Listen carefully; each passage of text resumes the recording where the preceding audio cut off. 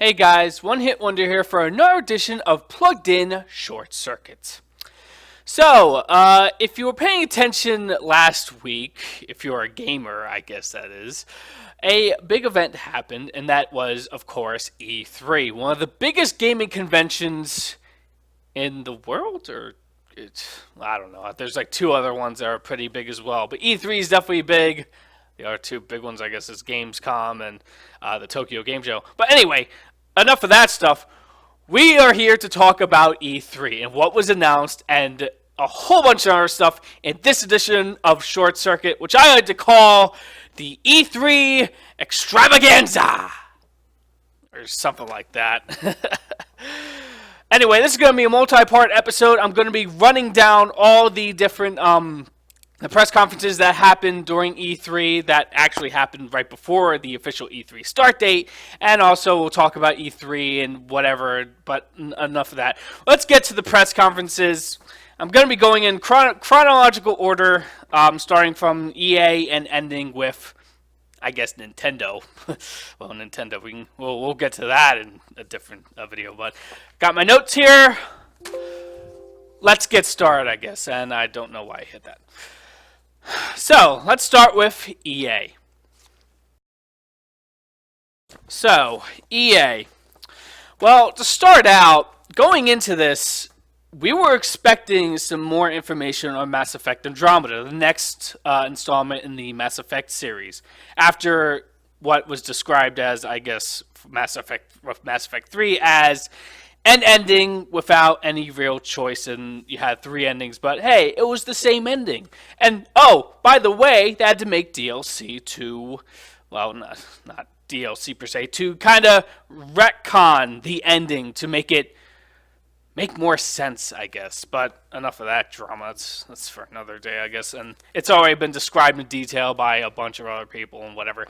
But we were expecting more information on that, and we would get some of it during EA's press conference, although not in the way that I think people were expecting. But anyway, another big thing we were looking forward to was Battlefield 1. It was definitely announced before the press conference. We were looking for more gameplay footage or more information on how Battlefield 1 would play out. What's interesting about Battlefield 1 is it's a World War I shooter. Now, of course, you're probably remembering, like, World War I. We haven't seen a game there before. It's always been World War II. Of course, until we went modern, and Call of Duty went modern, and now they're all in the future. And now Call of Duty is still sticking with that future and going beyond infinity or whatever. But now it's interesting to see Battlefields going back to the past, basically, with World War I. And that's kind of what people are saying, rest in peace COD or something like that. And whatever. It's definitely piqued the interest of a lot of people because a lot of people did not think they would go back in time. But anyway, let's break this EA press conference down. So first things first, they actually revealed Titanfall 2. Titanfall is a game that I really didn't care that much for. It's made by Respawn Entertainment. It was a studio formed by the major heads of Infinity Ward. Infinity Ward still exists, but Activision for some reason decided to can them in a very unfair way, and they decided to make their own studio as a result of that. And Respawn Entertainment was the studio that formed, and their first game was Titanfall, which is a first-person shooter, but it's a different first-person shooter in the fact that it was more futuristic, of course, before Call of Duty went that way, and Battlefield, I guess. Well, specifically Call of Duty Black Ops and stuff like that. And it was interesting in the fact that it involved mech suits that you could call in a multiplayer match, and you get in and increase attack and stuff like that. So it was kind of unique in that way. In Titanfall 2, it seems like they're exploring a mech that doesn't need a human pilot or something like that. So everyone's making obvious jokes like Overwatch came out and was like, oh look, it's Bastion, he's branching out, guys. If anyone's played Overwatch or whatever, you would know what I'm talking about. But Titanfall 2, I can't really say much about it because I never played the first Titanfall. It definitely looks like they're adding some things. It kind of looks more the same though to me. And I can't really comment more on it. And yeah, Titanfall 2. That's a new one.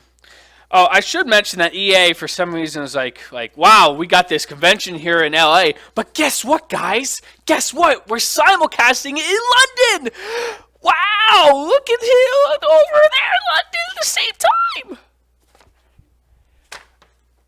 To me, that did not work out. That was a huge waste of money and time. Why even bother doing that? And by the way, they were using that London location to showcase more EA Sports stuff, which we'll come into right now. Because right after Titanfall 2, we got a whole segment in EA Sports. But this EA Sports segment was focusing on esports. Yeah. Because, esports, sports, it's the same thing, isn't it? Yeah. When it comes to esports, and EA Sports, it's not really a big thing, I think. It's something of, I don't know. To me, the esports scene of EA Sports games has not really been a big thing. It's definitely been overshadowed by the fact that Dota, real esports, I guess, like Dota 2 and League of Legends, has kind of overshadowed it a lot, and the scene isn't as really big as those two, which I think is what EA is trying to go for with this focus on esports for their EA Sports stuff. And they're saying, oh, we got these tourneys coming up, it's gonna be awesome, man. Esports, yeah. Football, yeah, it's like fantasy football, but not really because you're actually playing it or something. I don't know. I could not care less about EA Sports and esports in EA Sports. See, it's like a freaking tongue twister right now. I can't even. Whatever. So we actually got the Mass Effect teaser, the Andromeda, but the problem was right after EA Sports thing. The problem with it was another instance of another developer sizzle reel, basically saying like the developers BioWare saying like, oh man, it's so fun working on this game, man. We got a lot of stuff to. Oh man, our ideas are overflowing the barrel right now, guys. Our game's gonna be awesome, and it's sprinkled with like models and developers working on the game and stuff. No actual real footage except for a Asari that was smiling and some woman waking up from some sort of deep sleep, something. But again with EA this year, they're like, oh man, they have another video where developers are saying how awesome their game is, how awesome it is to work for EA. And that was the gist of a bunch of stuff that EA showed this E3. Was another instance of, we have really nothing to show you except here's a little something our developers are saying, oh, it's coming, guys, it's coming, don't worry. Here's some placeholder graphics or something, I don't know. But yeah, that's the only Mass Effect thing we got. We didn't really get a lot of footage. I wish we did get more footage, but obviously they didn't have any to show. So back to London for more EA Sports, and this time they're talking more about FIFA, which of course I guess London, FIFA, soccer, football. It makes sense to have that in London. But again, I feel like EA is wasting their money by having this dual simulcast in London. Like, what is the point? But yeah, the big addition to FIFA this year is a story mode. Did anyone ask for it? Did anyone who plays EA Sports ask for a story mode in any of their games? Clearly, EA is trying to copy 2K with NBA 2K20 XX whatever, where they're putting story modes in those games. But the way they presented it was so... I don't like using this word, but cringe-worthy. Because it was some paid actor who was like, oh my god, my story. I'm taking you all with me. Join me. I'm going to rock the football. Yeah. Like, give me a break. A story mode. Yeah, that's why I buy my EA Sports games for. A frickin' story mode where it's a up-and-comer rookie who's making big deals with the pens and the papers and the agents, and they're sitting in an office and the owner's like, You got potential. I want you on my team. If you don't come, you're not going to make it in this league, Sonny. I guarantee that's what the story mode is going to be like, because that's all. Every sports-related story mode is exactly like that in a way. It's like an owner, like, join my team, or you're not going to make it in this league, Sonny. Join my team. Join my team. Just join my team, boy.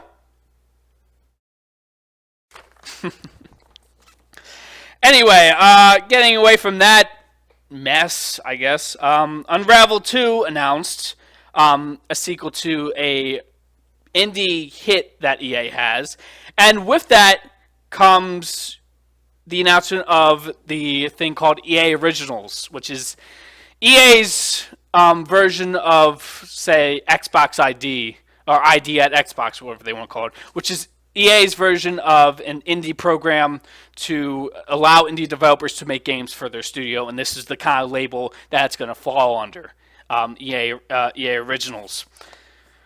Of course, they probably could have came up with a better name, because saying it's an EA Original is like saying, yeah, we at EA created this game. It's an original game from us. I guess that's one way you can interpret it, but quite frankly, I don't understand why anyone would want to work for EA, especially considering EA's track record of gutting studios and completely destroying them. If you remember Bullfrog, you remember Maxis, SimCity, remember that a few years ago, 2013?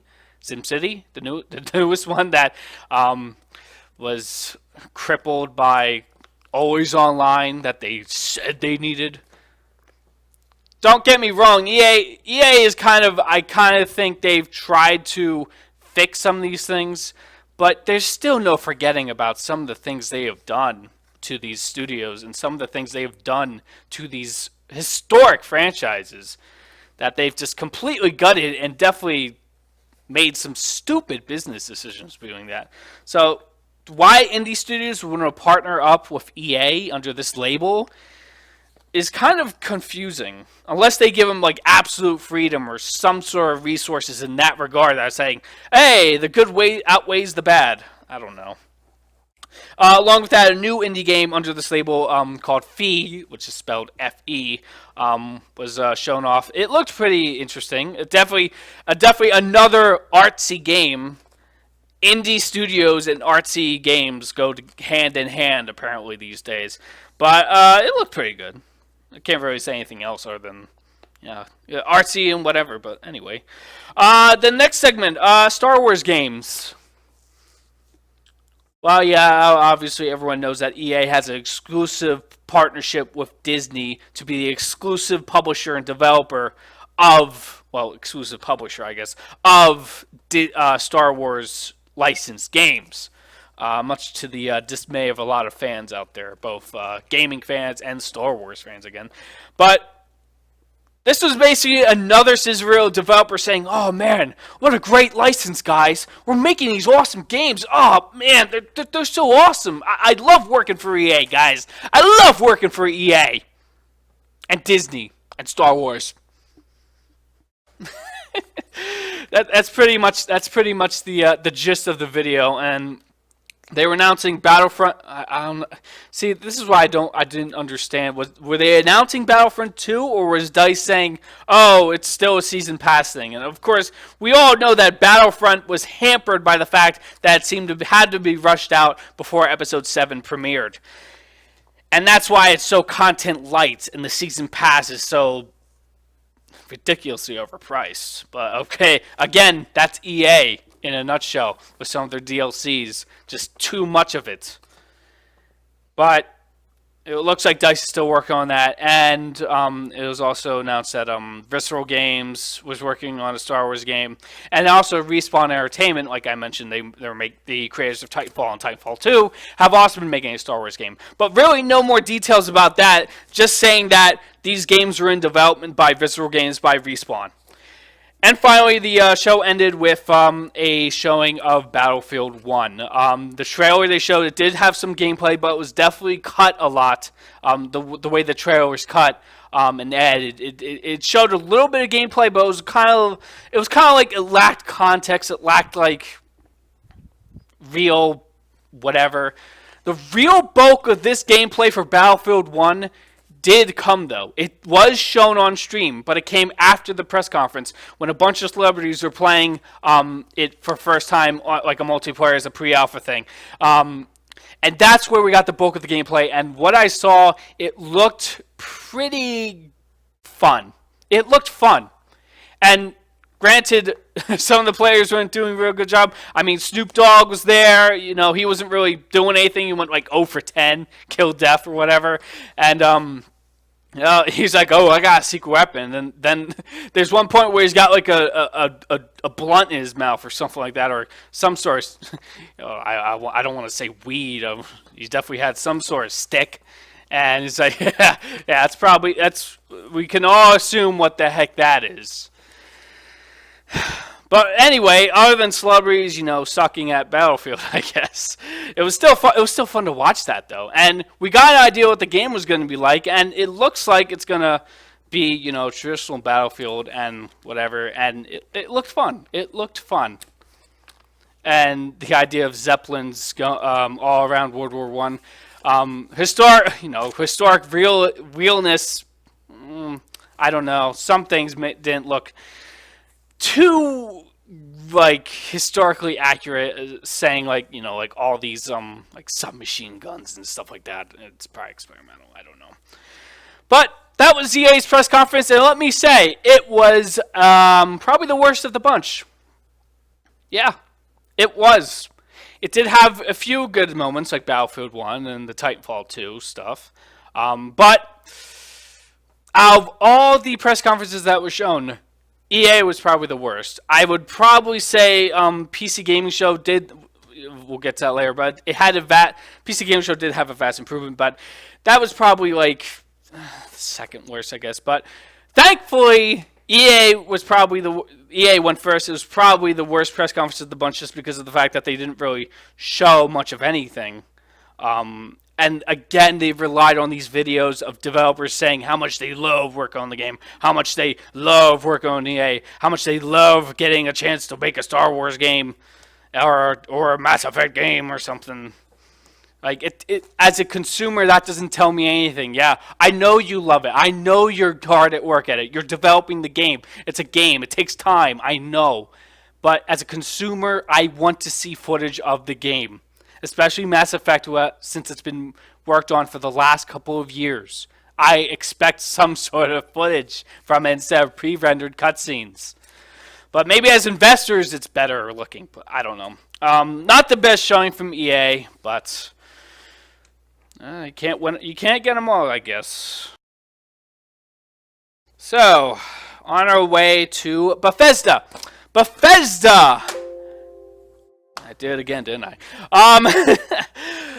Bethesda came in again this year. This is their second press conference. Their last year they had their first one ever, and last year's was a pretty good one. But of course, that is solely to the fact that they used that press conference to really show off Fallout 4, which actually released last year, and quite frankly, I like it. It's a big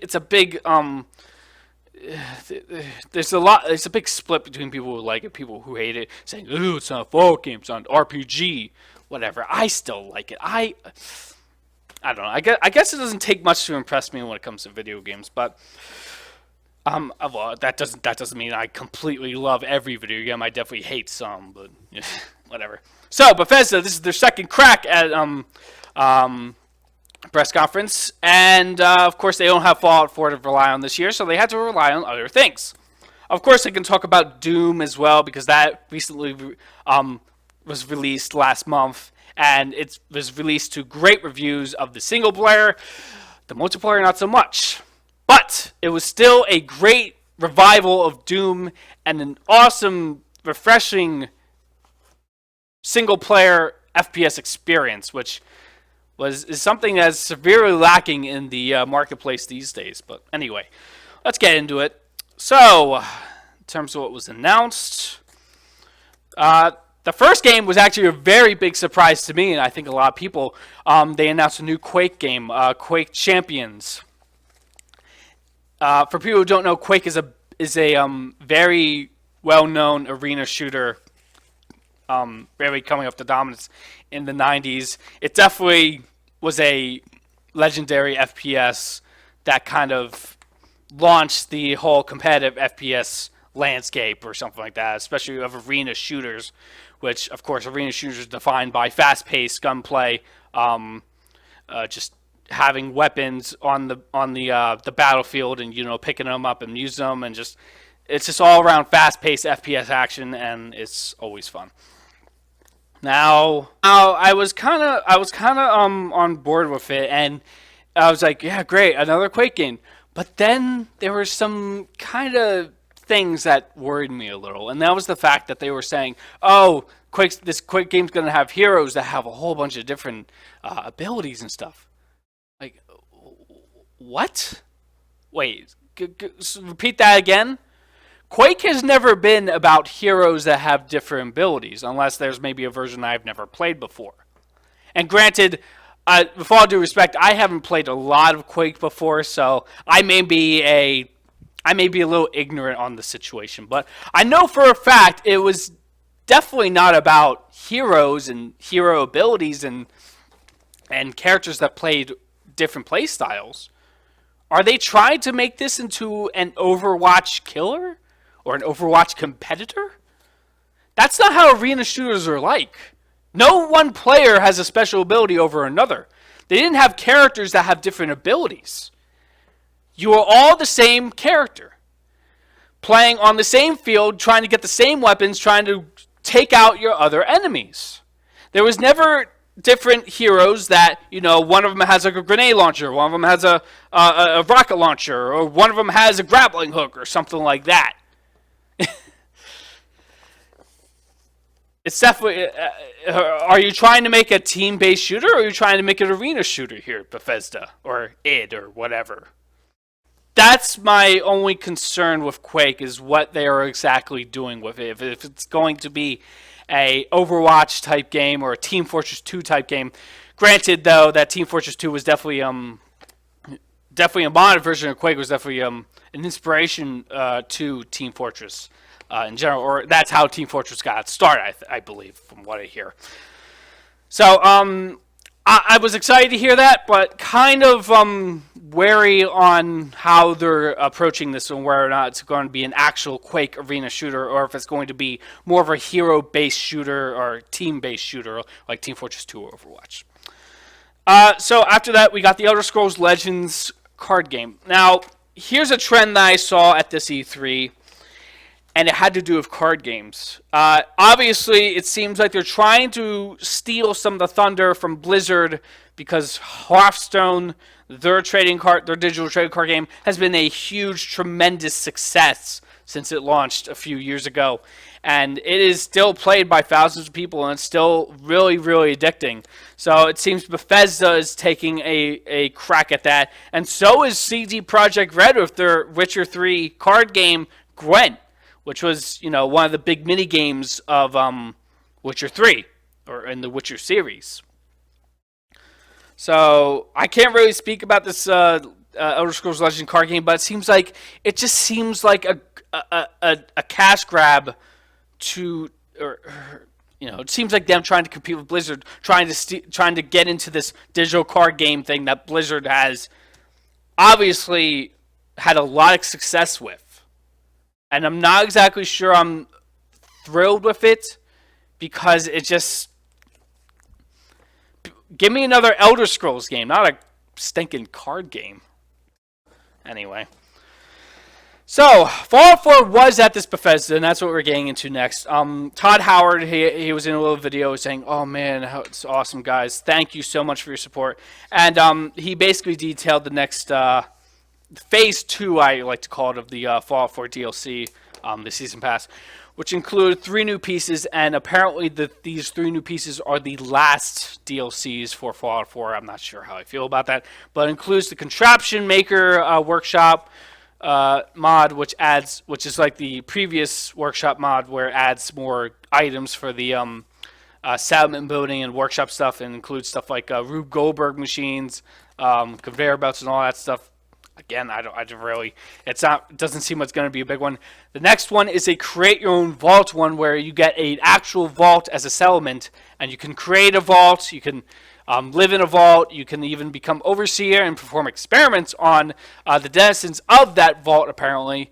And that sounds a little bit more interesting than the workshop, the next workshop mod that's about to drop in this coming week or coming weeks here. But yeah, that sounds interesting. But of course, maybe people saying, oh, there's a mod that already does it. It was like, oh, Bethesda's stealing mod ideas. Well, they have every right to because it's in the terms of service. Whatever. The last one though seems like a big story DLC, kind of like Far Harbor was. It's probably not going to be as big as that, but it's called Nuka World, and it's a new region, a new place. It's set place in the amusement park that's themed over the Nuka-Cola, which is a soft drink in the Fallout lore, which is a very popular one. That's to drop out in August. The Vault one's going to be due in July, and the workshop contraption maker workshop DLC is going to be actually at the end of this month, in June. And Todd is like, oh, you know what, guys? We're getting so many questions. Well, before that, they also announced that Fallout Shelter would be updated. It's going to get a big update for phones, and it's also going to be coming out to PC. Whatever you care about that, I don't know. I played it for a bit, but it's just like every other. It falls into the same trap of every other mobile game where I have to babysit it every 5 minutes or something like that. Yeah, that got old fast. But anyway, like I was saying, moving on. Ty, I was like, oh, we hear you. You've been asking for someone, and let me be clear, we're working on it. So everyone's thinking, okay, well that's Elder Scrolls 6. And then they showed a video for Elder Scrolls 5 Skyrim Special Edition. I can tell you right now, Todd, that is not what we asked for. We did not ask for that at all. But if you pay attention to Fallout development, they did mention that the first thing they did was port the Skyrim engine, Skyrim's assets and junk to Xbox One and PS4. That's the first thing they did in development of Fallout 4. So it kind of makes sense in that way that they would do this. But Skyrim Special Edition is basically adding some of the graphical enhancements that they added for Fallout 4, including the God rays, the dynamic depth of field and stuff like that, technical stuff, to Skyrim. Of course, Skyrim being like a 5-year-old game at this point, what's the point? And they're adding the mod support that they added to Fallout 4, the mod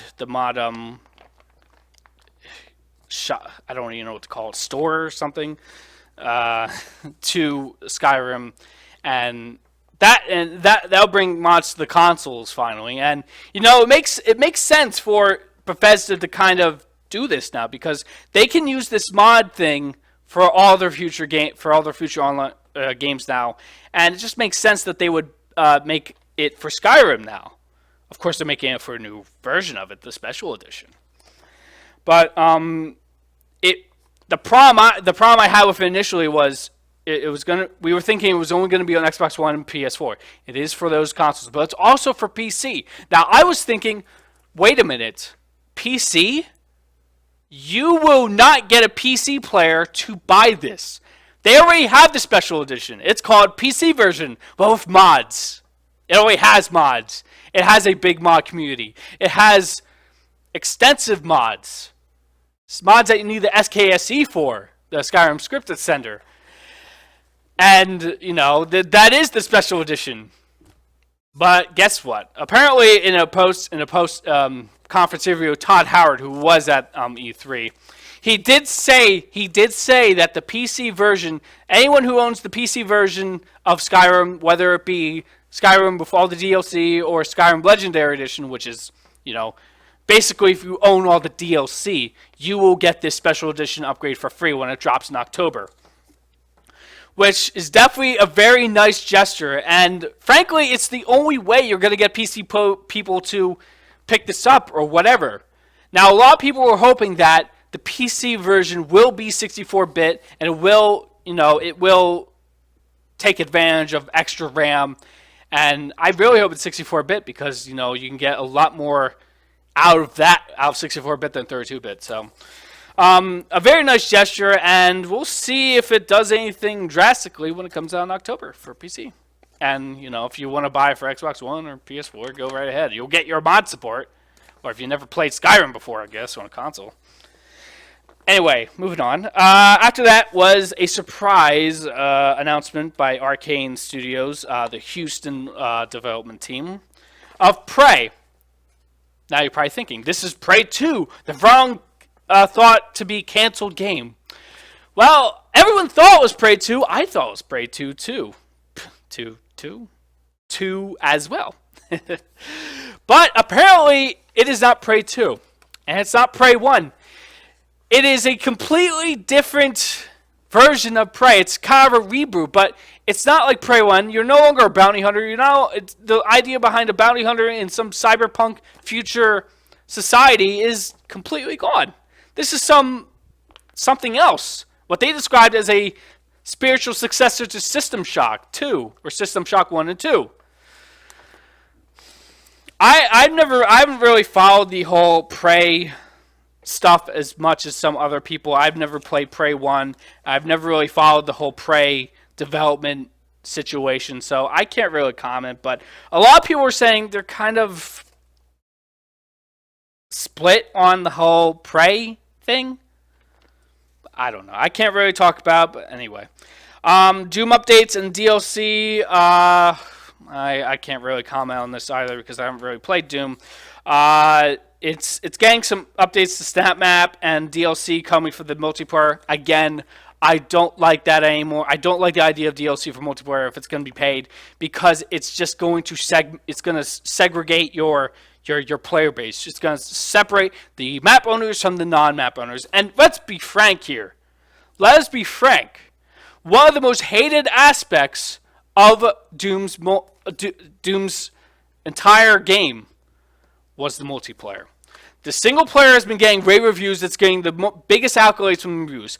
The multiplayer, on the other hand, is getting bad scores from the critics and stuff, saying it's mediocre, it's not fun, it's not as good as the single player, and you know it's another instance of having a separate developer for a separate part of your game was a bad idea.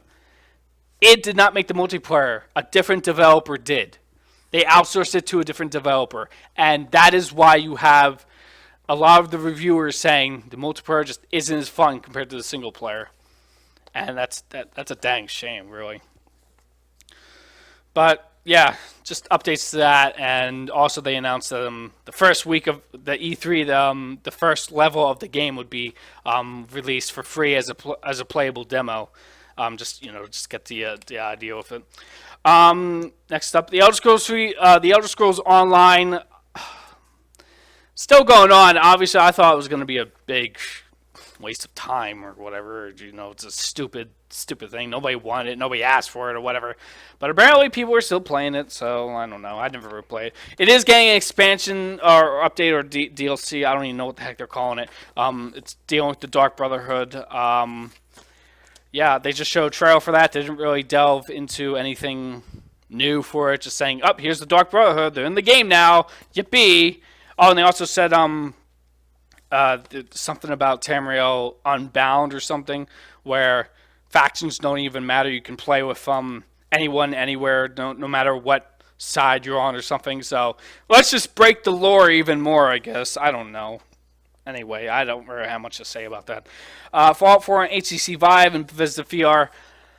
I'm going to get way into this in a separate video, like the post E3 show video, but definitely a big focus of E3 this year was on VR, virtual reality, the Oculus, the HTC Vive. And it's interesting to see if Fallout 4 is going to get virtual reality support. It's going to be coming out to 2017. And, just...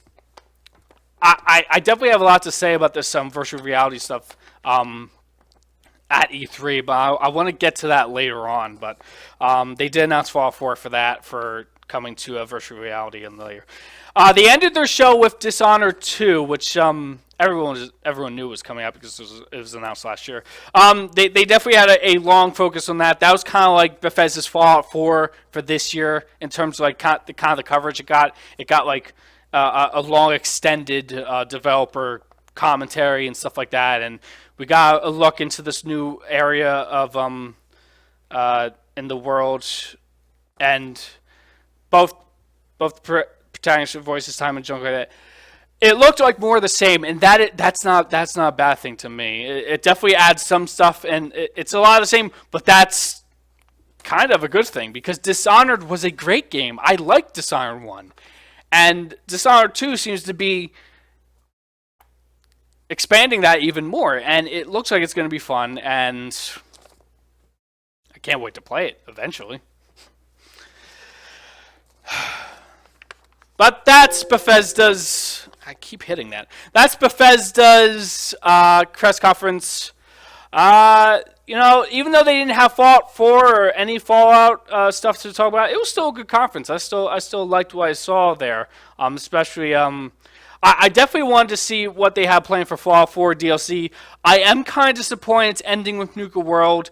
When they raised the price of those season pass, I was kind of thinking, okay, we're going to get like at least 2 more story things, not like 2 more workshop things. So I am a little bit disappointed with that, but they still weren't kidding when they said, oh, it's like going to be like $80 worth of content. They kind of like they kept that promise, I guess, like something like that. But still, the Skyrim Special Edition, I wasn't really sold on it. Of course, not if it's going to be coming out to PC for free, I'm like, well, if it's free, I guess I'll give it a shot. Even though like I don't know how that's going to work exactly, but yeah. And Dishonored, I like what I saw of Dishonored too. It's just it looked awesome. It looks like I love this world that Arcane Studios has made. I love this this whole idea of just like a stealth action based thing and just these abilities that are just so much fun to use, and we could just do so much creative things with them. But I like Bethesda's press conference, and I think they did a good enough job. Let's hope that next year though we get some information on Elder Scrolls 6, or we actually get a release date for Elder Scrolls 6, because we know that when they usually announce these type of things at E3, a release date is not very far behind or whatever. I don't know. So I think next year we have the Elder Scrolls 6 will be maybe announced. I think it's going to happen, but until then, Bethesda, not a bad job for your second press conference.